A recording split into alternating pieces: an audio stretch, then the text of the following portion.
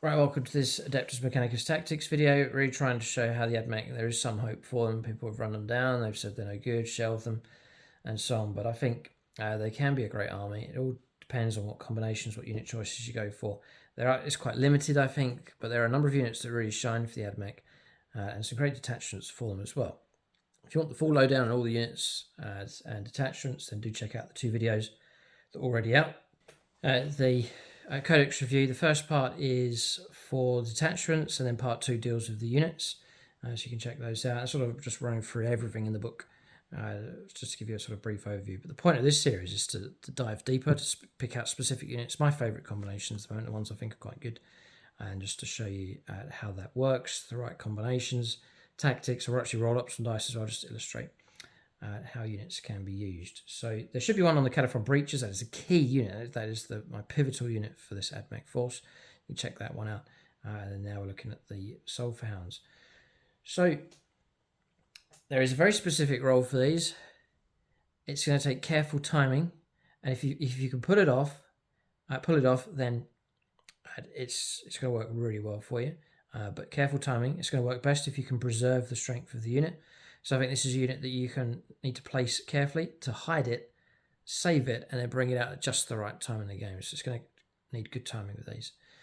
I don't think they'll last very long on the board if they're caught out with firepower in close combat. You're looking at toughness 4, 2 wounds, 4 up save, 5 plus invulnerable save. They'll take some damage, but their numbers will start dwindling very, very quickly.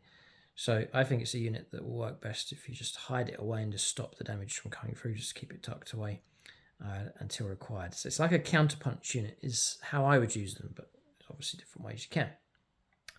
I mentioned discount 40k. Do use that link below in the video description for the outpost. When you use that link, it really does help support us here on the channel. It's free to use, and it really is a good support for us here. So one way to use Sulphurhounds is to take on anti-light infantry. So they're trying to chase down a mob of Chaos Cultists. You could pummel them with some nice firepower and then go after them in close combat, and that would work quite effectively. You're getting the Sulphurhound Alpha is equipped with Mechanicus Pistol, Sulphur Breath, Cavalry Arc Maul, and Clawed Limbs. The rest of the models are equipped with Clawed Limbs, Sulphur Breath, and Phosphor Pistols. So in close combat, say you try and charge in to finish them off, finish off a target, then you're looking at Clawed Limbs, 4 attacks each. So that's 24 attacks for the whole squad. At 4 to hit, strength 4, -0 and 1 damage. So against light targets, you could cause trouble. You get 1 extra attack with the Cavalry Arc Maul, so 24, 25 attacks. But you can first plaster them with a load of light firepower. So Mechanicus Pistol is just 1 shot, hitting on 4. It's devastating wounds, but it's just a single shot. The Phosphor Pistols, so a pair of those, so 2 shots each per model. So it's like 10 attacks. 4 hit, strength 4 AP, 0, 1 damage. You're ignoring cover with those. Again, light infantry trying to take advantage of light cover, you strip that away. As the real kick though is this Sulphur Breath. So all the horses have got it. They're breathing out this fire from their mouths. Range 9, but it ignores cover again. Pistols, they can use it in close combat, very interesting. And then torrents, auto hits. Auto hits are D6, so 6 D6 auto hits from a full squad. Strength 3. It is -1, so again, really good for clearing out light infantry. And then a damage of 1. For every 3 models, you can take a blast carbine. Now, I've got a squad of 6, so I can take 2 blast carbines. That will give me range 18, D6 blast attacks. Again, good for going after light infantry. Ignoring cover, fantastic. Forced hit, strength 6. You could be on 2 to win a lot of light infantry targets with that. AP 0 and 1 damage. So the real opportunity there to hit a lightly armed target with a load of firepower from these at close range, and then potentially charge in to finish them off in close combat. So I'd say a mob of 20 cultists would find themselves in trouble against a unit of SERBERYS Sulphurhounds for sure. That's not the main reason I would take these. So they have their use. They're obviously quick, moving 12 inches. So able to move around the table nice and quick. Just to show you some of the models. This is the blast carbine. It's very cool. Like something out of the old Warhammer. And just running cavalry is just so good. And it's quite rare you get to do it. I've always wanted to run an Adeptus Mechanicus cavalry brigade, just to have a full army just of cavalry. That would look quite cool. Maybe take Rough Riders allies, just have this massive like charge of the light brigade. Would be a brilliant theme. You could do it. Squad of 6, 3 squads of those, 3 squads of SERBERYS Raiders, which look very, very cool. That's a nice slot of units. It looks so good on the board. Now, the main reason for taking these, for me, is to act as a counterpunch unit. So not to swing out early in the game, but to preserve them, hide them, and then bring them out as a counterpunch unit. So say the opponent's pushing through with a brilliant character of some kind, a monster or a vehicle, and it's breaking into your lines, you really want it gone, then I bring out the SERBERYS Sulphurhounds. I'm just going to read this carefully to make sure we get this right. So the rule here is line breakers.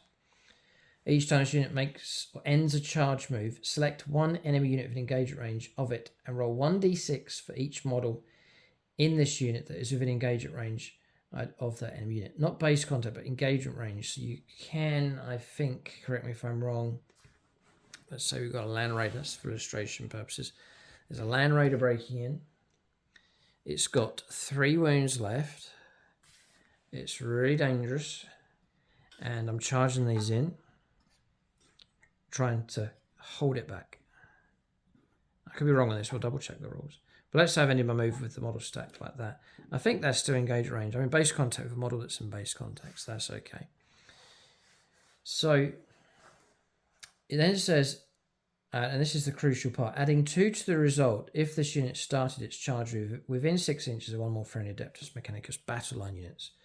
So we've seen it before with the breaches, the necessity of having your battle line units operating nearby. So you can imagine my battle line is looking something like this. I've got these rangers here. They don't stand a chance to bring the Land Raider down, but out from their ranks comes the cavalry to save the day, the Sulphurhounds. If I do start the charge from within 6 inches of those, I'll get +2 to this roll, and that's so crucial.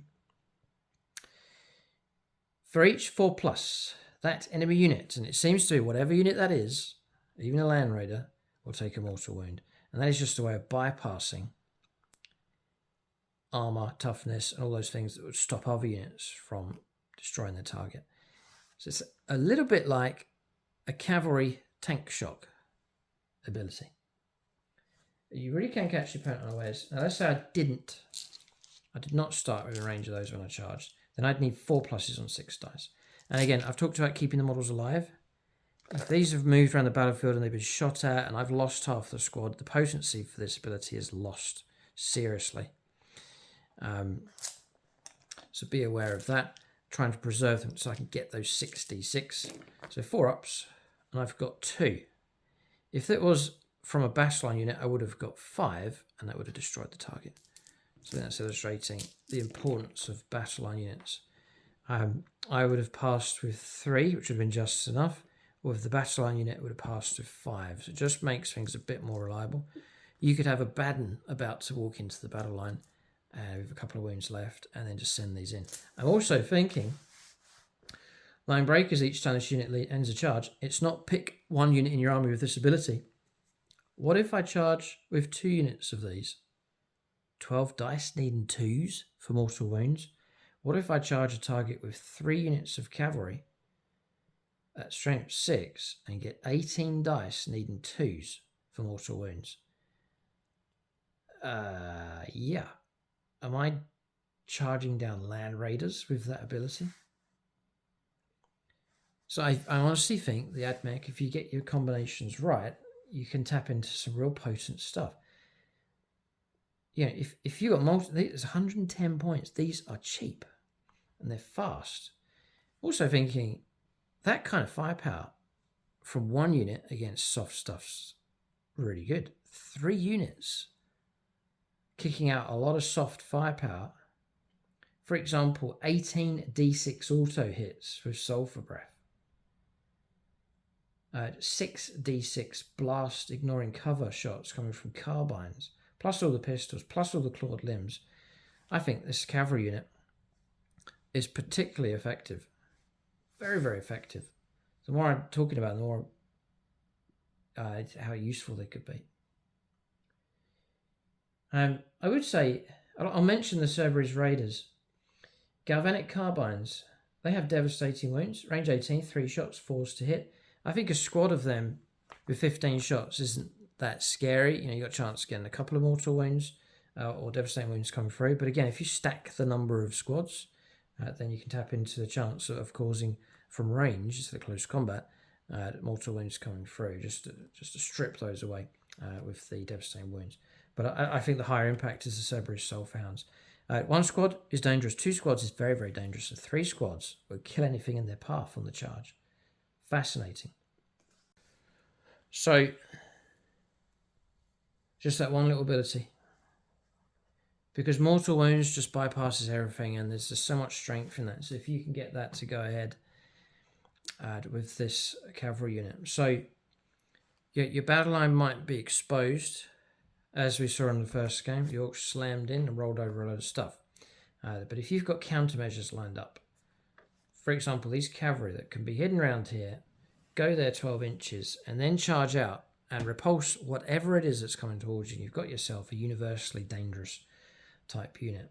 And you can move out however many of these units you need, depending on whatever you're up against. But SERBERYS Sulphurhounds, I rate them very much indeed. The more I'm talking about them, the more I could see a second unit would be very, very useful. Oh, mortal wounds on the charge, plus the amount of firepower they can lay down. So very, very interesting indeed. I'd love to just looking at the models. I'd love to see you'd love to see AdMech Lancers. That would look very cool. They really are geared up for close combat. But anyway, Sulphurhounds are dangerous enough for sure. Do let us know in the comment section below how you get on. Maybe you run them in particular detachments. There's extra abilities, extra abilities from stratagems perhaps you can use to enhance them even further. So do let us know the different combinations that you use in the comments section below. Wouldn't it be cool if GW did cavalry leaders of some kind for these cavalry units here for the AdMech? They look very, very good as well. A cavalry themed army for the AdMech would be so, so cool. But anyway, there's potency with that unit. And so I think with the AdMech, yes, Codex may be struggling, generally speaking, but within that Codex, there are some great combinations that you can go for. So I'm saying don't give up with them. Pick out their strengths and then play on those strengths to stand a chance in your games. And the 2 units we've looked at so far, I think they're really, really good. And so it's just a case of getting the right combination of these, getting the right, the timing of them just right. And then if you can do that, they can bring down all sorts of different targets. So great supporting counterpunch type unit for your AdMech force. Keep a lookout for more videos in this series. For discount 40k, do check out the link below for the Outpost, shipping across the UK and Europe. And you can tap into free postage from that discount 40k store as well. Thanks for watching. Tune in next time.